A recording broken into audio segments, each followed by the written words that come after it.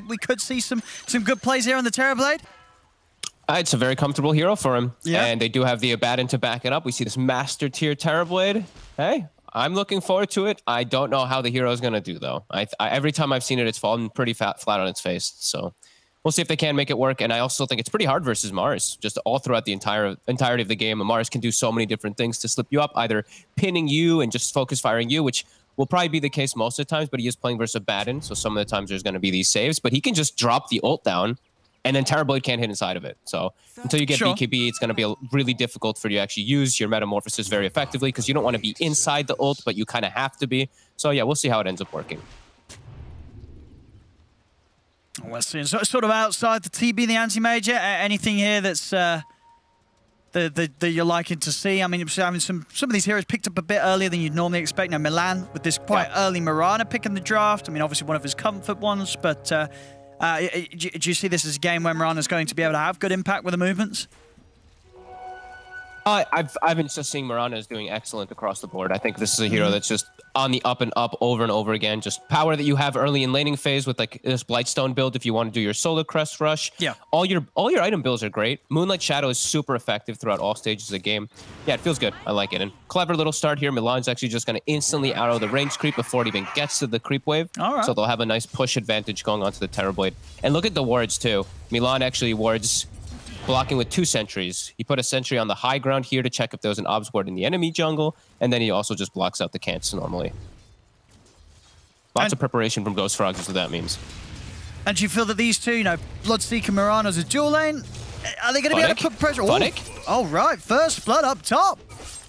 First blood for, I mean, DNZ's also going to have to run. He's going to have to take a lot of damage from the two. In fact, is he dead? Is he dead? He puts a tree down, Crystallis eats it for extra regen, says thank you, and gets the kill. All right, great. Okay, well, there you go. Ghost Frog starting off the anti-mage lane with 2 kills.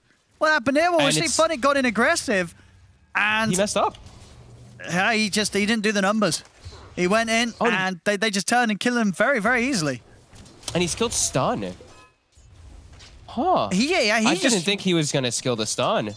I guess to go for the CS or to try and just mess with the CS, the anti-mage, but that hurts. Giving away 2 kills to the lane that the anti-mage is in, he's going to be very happy. Kind of just ruins the lane almost instantly. Like, this is already a really tough lane and a tough game for Sanking, playing versus AM. Like, AM free level 2. Look, they're just going to push them out of lane now. Funnick is actually forced out of lane. I really don't like that he went Burrow Strike on. I mean, yeah, he's just having to step right back. DNZ, I mean, DNZ's probably going to die instead. Pots the mango. He's going to at least get the ink swell. He'll deny, maybe? No, he has to forfeit the salve. Funnick gets the stun off. J4. He'll live, and DNZ. We'll go down to Crystallis, and indeed J4 is able to get away, but again, Funnick, I mean, his mana's gone. Has he got any regen left? Yeah, this is... He's getting gone on again. This is a tough lane now. I mean, 3 kills already for Ghost. I mean, this is the dream for Crystallis. Dream for Crystallis, and I was going to say dream for Toby as well, 2 bottom. He's not doing phenomenal on last hits, but having these heroes that's constantly dipping at low HP does help the Bloodseeker lane quite a lot. They actually can hit RDO back, which normally I feel they can't unless they get some nice arrow. That was an interesting series of events. How do they tidy up top? I mean, how do they sort this out top? After having that sort of a start, it's just going to be a real challenge for level up. It definitely will be. They're going to just have to push the lane in and still just get side pulls. That's the nice thing about Sanking. They do have the caustic level, so just forcing the wave under the AM is still quite easy. So they just got to, you know, remove that from their system. Yeah. Attempt to remove it from their system. Just get the lane playing normally now. Push and pull constantly.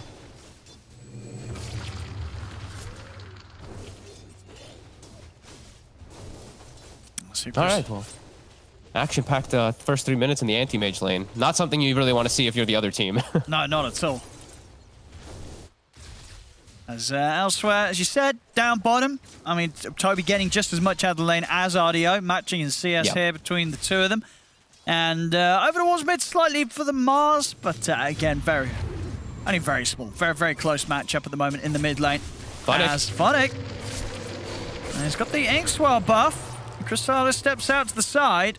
Sentry battle. 3 sentries killed in the top lane. Oh my goodness. Last 10 seconds. Are they going to be able to run this down? J4's got the range for the slow. He has. He's out with the TP, DNZ. So he'll live, but again, just having to run away completely in bottom lane. They're in the blood right. Oh, it's going to catch him, but it's not quite enough damage. Oh, look at Milan's skill build. That's why we see all that damage coming in. Actually skipping the leap. Just 2 points in Starstorm with the arrow for full aggression. I mean, you look at the lane you're against. You know, what are you leaping away from? You know, if you're careful with your positioning, it's not like they're going to have any sort of catch or lockdown to catch you by surprise. Ooh, Toby. Oh. He's getting blocked up. Ooh, okay, he'll nice be all right. Arrow. Actually, yeah, it's going to lead up with a chance for Toby to maybe turn. Do some good damage back in return there. I like the skill build, though, quite a lot. The Terrorblade, the thing he hates playing versus the most is just burst damage in lane phase. You have very low strength gain, very low starting strength, so I like the double Starstorm. Even if you're playing into this heal, it's nice as Boranya mid. He's starting to take over the lane a little bit here. Once he's got this level 5, it's starting to get a bit one-sided against Noob.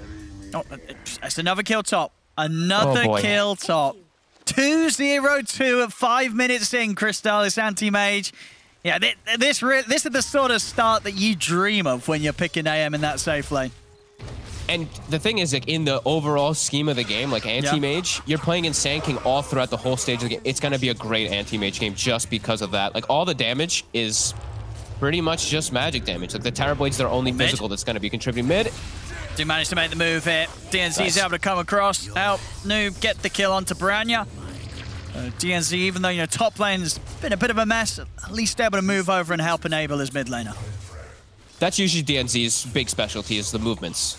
You know, this lane, it's gone pretty awful up top, but usually DNZ is able to make some nice moves around the map and secure his team in lanes. As we see bottom, they do catch Toby. Oh, the tips. Sorry, Toby catches LeBron. Tips starting to come out here as well. Feeling pretty happy with the beginning of this game, I would imagine, Ghost Frogs. I think they're going to be feeling really good. This AM is not going to feel like your usual AM, I don't think. That he's just not able to join fights. I think he's going to be able to get involved early as mid. J4. Should get him here up to the high ground. And they've got the kill. See if Boranya can do anything in return. He has got Spear and an Arena available. And Noob he's out of mana. Oh no! I mean, that probably would have been a kill if he didn't miss that, as Noob didn't have any sort of mango or stick charge to give him enough to jump out. So a little bit of an unfortunate whiff there from the Mars. Oh, bottom RDO gets clipped by the Blood Right. They're both super low down here. Toby wants to do something, but just can't. He's getting salved up, though, and he's got another Blood Right. Really putting some pressure onto the bottom lane now. Again, another lane where Ghost Frogs are getting a good lead, 33-9 against the 24-4. Branya's coming in with a rotation, as this time he won't miss the spit. Straight into LeBron, will be able to eliminate the Abaddon, and RDO's having to stay hidden in the trees. And that's most of his metamorphosis also on cooldown. Just having to hide, can't even last hit during it. He's going to bait them with an illusion. The bait works. Milan gets caught. Noob's able to swing in and take down Milan. Now they have got the 2 cores down here, though. So a Noob out of mana, so he's going to have to take some time refueling, heading back. Of course, all this goes on whilst complete freedom occurs for Crystallis up in the top lane. I'm glad they at least left the lane. That's the one thing. Is like the Sand King and the Grimstroke, they were stacking. DNZ did have like a triple stack for Funix. So Funix not actually that far behind. 0-2 to start the game off, but he's level 6. So they actually can perhaps start to pressure Crystallis top if they have silence. And they're going to go for it. They're going to try with the Epicenter. It isn't nearly enough damage, though. Crystallis fine.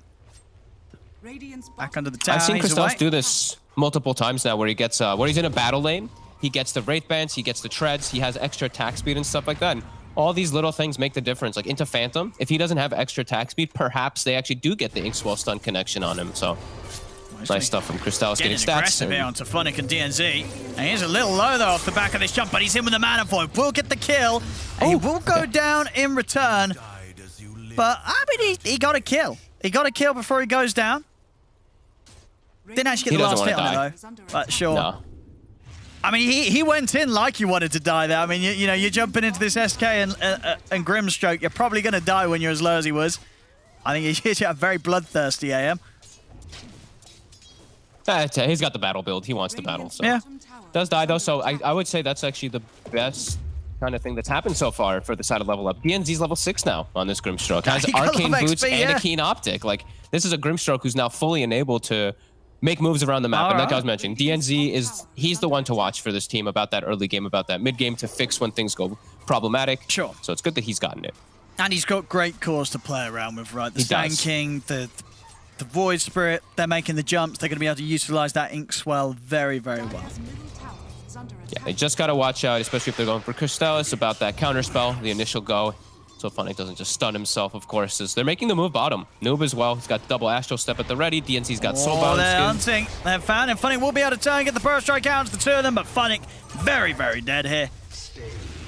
Crystallis is taking the tower. He's tanking a lot of hits there. He's able to get out in time as Noob jumps in. Noob's not going to be able to find him, but he is going to be able to find Milan and Toby.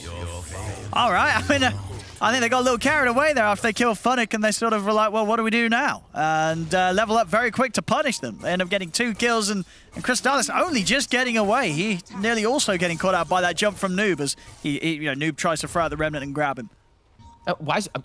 I'm just confused why he even went bottom on the anti-mage. I'll be totally honest with you. He has a free lane top, and he's like, I want to fight. He wanted the kill. You know, he was ready to throw that Mana Void down. He was a little disappointed because obviously Toby got the kill, I believe, with like the Bloodbright hit or something. I mean, he wanted the kill, Crystallis. He wants to get involved. You know, this ain't your classic AFK anti-mage, which may be better suited for this. But this is the Crystallis that we've seen, a heavily aggressive player. Mid lane Branya absolutely true. Is going to whiff the arena. As Funnick's able to simply step out to the side. Like, look at bottom. Look how he's showing down here. They're actually going to maybe be able to set up for a kill because he's showing in a very risky spot right now. Noob's out. Noob's actually looking to make a jump over towards mid. And the spear, nicely done there from Branya, will stop any chance of Noob being able to close the gap on him. I know. Oh, and the crazy thing is, though, is look at the Terrorblade's net worth. Look at the Anti-Mage's net worth. Anti-Mage got given 2 kills. He got given a full free lane. Terrorblade is ahead of the Anti-Mage now because Crystallis is doing extremely aggressive moves. He's just going for it. He just wants to hit heroes, which is, as you said, maybe you got to ask, is this the hero to be doing it on? I mean, Crystallis says yes, it is. He wants to do this on his anti-mage. Yeah, definitely said that maybe missing out on some of the efficiency that he could have capitalized on with that good start that he had. As, across the board, they're only 1k up. Level up, definitely recovering on all fronts, despite what was a pretty drastically rough laning stage for them up top. Yeah, and they should be able to get like these pretty decent item timings to make these aggressive moves, which their team can make a lot easier. I feel like they don't have to rely so much on ultimates. Well, I feel like Ghost Frogs, they really have to rely a lot on Boranya when he's making the moves around with his ult. Besides that, yeah, level up, I think they can make those aggressive moves a lot easier. Grimstroke +1, that the Sand King or the Void Spirit, he can enable them excellently. Max Inkswell already. He's level 7. No, yeah, it's very scary to step anywhere near Noob with that backup from DNZ. Those two will be absolute killers right now. And LeBron, his job is just kind of follow the target around that he thinks is going to get speared. I don't think he expects his Terrorblade to really get pressured too much right now. So if he just sticks with the gank squad, he's probably going to save versus that combo that Ghost Frogs is really reliant on getting kills, which is the spear and the arrow. Like LeBron can just completely counter it. No, absolutely. Yeah, it's going to be hard for Ghost Frogs to find kills at this stage, especially with this, having his ultimate ready. He's going to be able to save himself +1 every single time. So, if anything, Ghost Frogs, they're still going to want to try and play aggressive with the rest of the fourth and War spaces made for Crystallis. But definitely something that Level Up will be able to deal with. And for themselves, as long as they can make sure the farm's good for RDO, they are going to feel confident going on later into the game with the Terrorblade against the Anti-Mage. Yeah, definitely. Funnick. He'll be found out, but the silence does come out from DNZ. He's still alive here, Funnick. And now Noob's coming in with a counterplay. Able to jump in straight away over towards J4.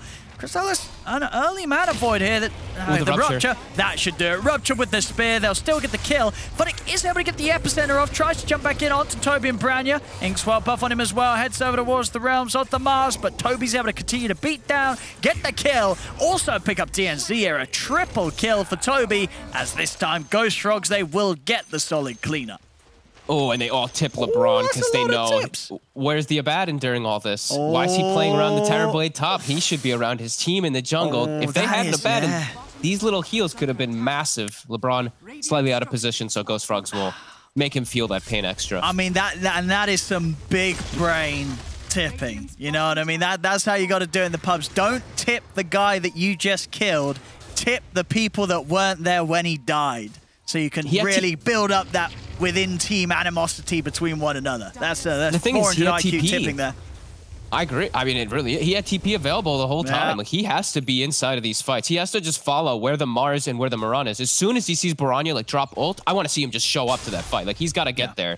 His Terrorblade has all the freedom in the world. He knows that they're not really setting up the ganks for him. If they commit a Mars ulti, that means they're not ganking the Terrorblade. So he's got to get there a little bit faster. They do have Blink now on Funix, so the initiation should be a little bit easier, but a nice hit by Ghost Frogs is now they have a Blink on Boranya. Oh, and another Rupture out here over towards Noob. I haven't got any mana on Milan, though. Is that going to matter? Noob, he's out to the side, and Ardio coming in as a bro there, giving him the Sunder, making sure the Noob's able to live. Love it. You better bottle him. Dude, you better bottle your Terrorblade for them. I nope, he's not going to. Funny's going to make the jump over towards Toby. They're able to catch the Bloodseeker, bring him down over the side. Branya tries again with the arena, but Noob's just easily out. Steps away with the Astral Step. He's even ready to maybe go back in. The Soulbind connected the two of them. Funnick trying to close the gap. Now pretty speedy. Can Funnick? Yeah, he can. Closes in onto Boranya. They take down the Mars as well. Boranya having a bit of a rough one here. I mean, it's not easy, of course, against the Void Spirit and some of these elusive heroes. But a few of these arenas just been a bit of a miss. And Noob knows he's throwing a tip out his way. Yeah, he's got to be a little more cautious. He tried to get for that Blink quick grab onto Noob, but yeah, Noob's still having Astral Steps available. Now they'll hit mid tower. Crystallis, how's he doing? Close to Battle Fury, so he's still having a really good time. But that Terrorblade's top net worth, RDO. Yeah, RDO. He's having a slightly better time, I think. You know, as you said as well, just considering the start that Crystallis got given to him compared to what RDO had to deal with in the lane. RDO definitely able to work much better with the less that he was given in his laning stage. Yeah, and these team fights are going to get pretty tough. Like, if this Manta... Okay, so Manta timing will hit. Terrorblade will start joining his team pretty soon. Anti-Mage won't want to join. Crystal's probably will, because he's crazy. Crystal's going to be like, Battle Fury done, I'm ready to fight. You know, he's going to be turning up. It feels like the timing could be a little bit hard for Ghost Frogs. If as soon as this TB does get Manta, and they have Yule Scepter, they have this very farm Grimstroke with Blink Sanking, they can make these frequent moves a little bit faster. Like we said, Ghost Frogs, I think they're very reliant on just Boranya. He needs to have Arena in all these fights. As we see that bro move. Nah, big save, really. I mean, as you saw with the Blood Right coming in as well. One more hit from Toby, and probably would have been a kill on Noob if RDO didn't come in with that Sunder save. Yeah, and then literally because of that Sunder, look, they're able to do all these plays, right? Because he's able to just like reset, come back into the fight with the Haste Rune, get this chase out, and they end up getting the kill on the mid solo because of that. So, yeah, really nice teamwork plays coming out from Level Up. Even though they're 2K gold disadvantaged right now, I'm liking the way that they're playing around the map because they're picking this weaker Terrorblade, and they did, you know, that whole 2K lead was because of that jungle play that happened without LeBron. No, absolutely. And in a game when you know, in an anti-mage game, right, when you're playing this hero, especially if you're playing it into carries that are going to be effectively very strong against you in the later stage of the game, you need to be ahead at a certain point, right? That's the whole the functionality of this hero, the ability to get those 2-3 items online much faster than the enemy carry. Yeah, that's why I'm saying, like, when he gets this Battle Fear, like, I feel like he might show up to fights because it's Crystals. But you want to see him farm. He has to farm. He has to get these item timings. Otherwise, there is a lot of disable he does have to worry about. It's just like the Grimstroke Phantom is one that you have to be really careful about because you have to pre-click your counter spell. You can't cast it. Once it gets casted, it's on a latch on you. So it does have to be cautious. And there's always going to be the leash factor too. The Soulbind will be problematic if he does join into the fights. Yeah, there's that. Yeah, AoE silence is coming out as well. You know, if we get axed down on the Void Spirit later, you know, that's always one that's pretty nasty to deal with. You get that Manta, it doesn't matter. He's going to have 2 rounds of the AoE silence. So you've got to be very sure when you do commit yourself in the fight, is you're probably not going to get the chance to blink out. This is nice. Milan already has Solar Crest. 15 minutes on the Mirana. He straight up rushed it. No boots. Yep. So that'll make them quite a bit stronger, especially on Toby. He's got like 24 armor. He's going to be pretty speedy inside of these fights. Yeah, very fast time as we're seeing there. Only 6 seconds slower than the fastest. So very, very respectable timing here with that rush that Milan's done. Bottom, setting up the gank squad, these two. Looking for Crystallis. They're still trying to slow down his timing. He does have the Battle Fury finished, but I like that they're searching for him, at least with these two hunting. I mean, can these RDO's on one side of the map. I don't think so, but they can threaten him a lot. They can just be obnoxious. And then that means that RDO is able to just freeform with LeBron near him too. So I like that they're, you know, they've got these, I've been saying this one a lot, like the buddy system, just 2 heroes paired off on separate sides of the map that know they need to be paired with. I really like when I see teams looking for that. Big ancient stat. I don't know, I mean, he's got to be a little careful when he's clearing this. He's got to kite it out a little bit, yeah. He'll get some help from J4. A lot of damage.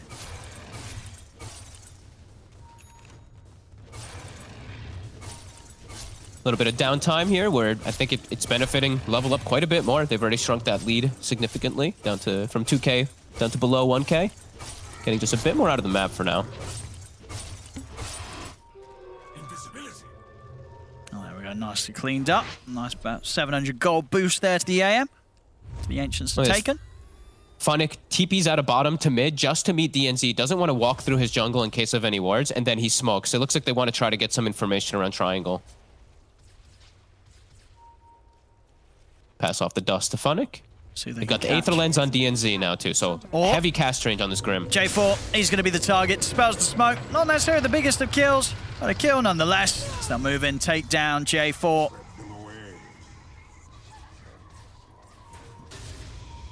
I mean, Toby, he's stepping over by this sandstorm. Not over the Remnant, they will have the arena drop down. The Epicenter's out, a lot of damage being done into Toby. Could Toby get out in time of time of the rupture? But they've got the damage to bring him down as the Bloodseeker falls. Noob nicely dodging the spear there with the Yules, which, you know, he was ruptured at the same time. There would have been a pretty nasty bit of damage coming in his way if it did connect. But Noob able to dodge it. As Level Up won't lose anything, and they take down 2, J4 and Toby, being caught out by that smoke. As, yeah, I guess Toby just sort of overestimated his strength. They're standing at the edge of the sandstorm. Yeah, I agree. I was like, what's he doing? I guess he's trying to bait spells on them, and then the ult from the Mars ends up missing completely too. So 50 seconds, no arena. Noob's gonna look for some plays. Ooh, nice little dodge there from Branya. There's Milan. He's got the arrow connection. Arrow. Yeah, they'll be able to pick at least something up on the way out. On the way out, DNZ gets caught.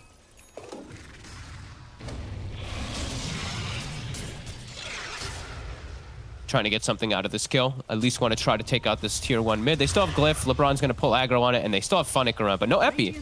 So this might actually be Ghost Frog's able to finish it. Now Glyph comes out. They're being a little cautious.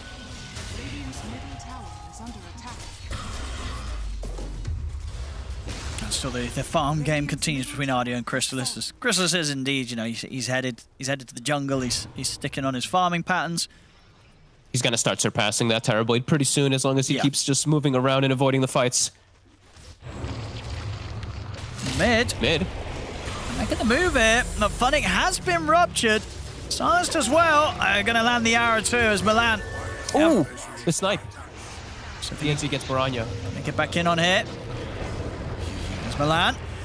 He's been caught out. They get the jump up to the high ground. They will manage to find Milan in return. So, sure, they lost Funnick, but Level Up able to hit back just harder. As they get 2. It's 12 to 13. Pretty dead even on the net worth.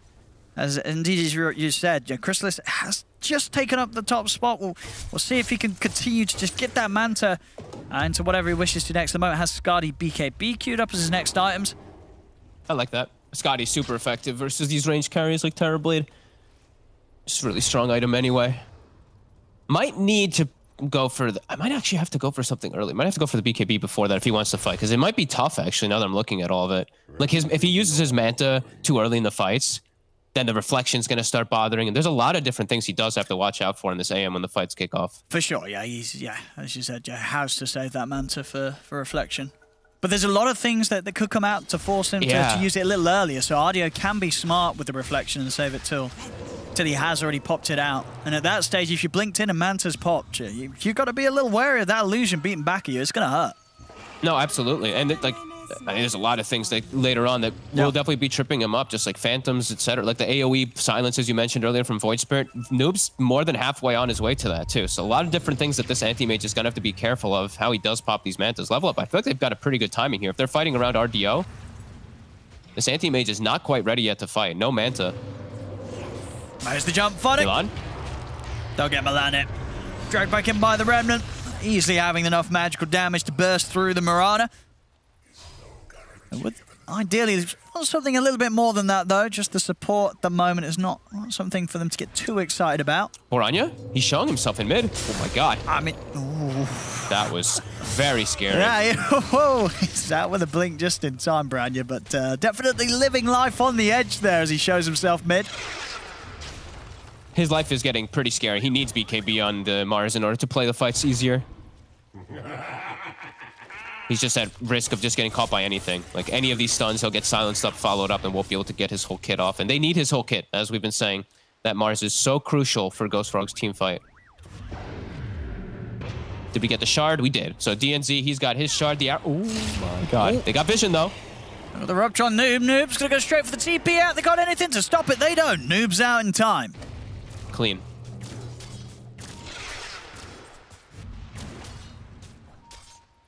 Yeah, okay. So DNZ, he's got the shard. They have almost the Scotty on Terrorblade. They have Medallion, almost Solar Crest on Abba. This TB wants to fight. RDO wants to bring the battle. They found Boranya. Look at the damage, though. Soulbine's out, linking the two of them.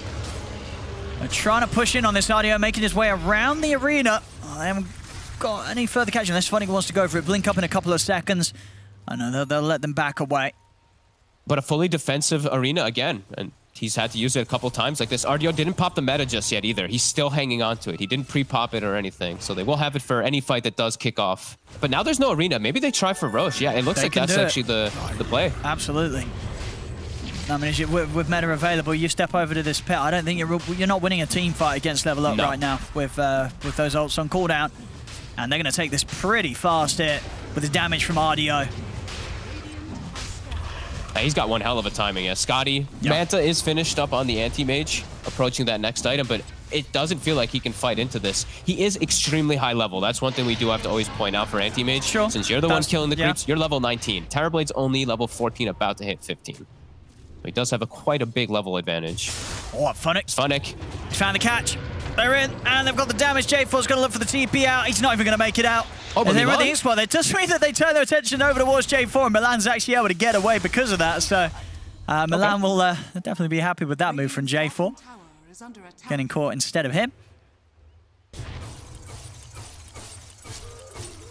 Game just, it really feels like it's going to be like some 1v5 for Crystallis, that he's going to have to pull some miraculous stuff together. Even though the net worth is so close and everything, it's really starting to just feel really scary when this big fight does kick off. This Terrorblade just feels like he's going to be too much for the rest of them to deal with.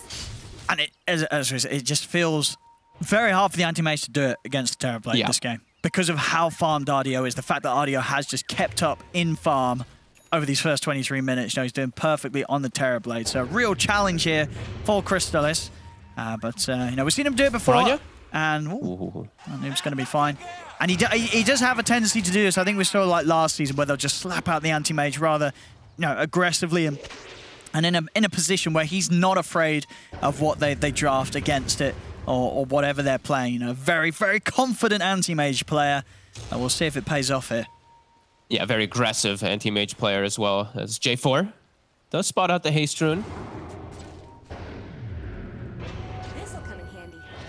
And that's the axe done on Noob. So all these little things really adding up, as we say, making the fights much more difficult for Crystallis. Until he at least has that. I mean, at this stage, I mean, do you think they need to be looking to fight the anti-mage, or now is it just a race for Crystallis to sort of six-slot himself and name fight? I think it's a race. Yeah, I think it really is. Because I don't think he can show up to these fights. I think if he shows up with these items, he's going to get absolutely decimated by the side of Level Up. Like, the rest of his team just won't contribute the same things. Like, Bloodseeker at this point, he's he's like a bit tanky because of his items, but he doesn't have BKB. So if he gets caught by an initial stun, he's probably just going to get 100 to 0'd by this Terrorblade. Same thing for pretty much all of the heroes on Ghost Frogs, it feels like, besides Boranya. They are just very squishy to all this stun and control that's coming out.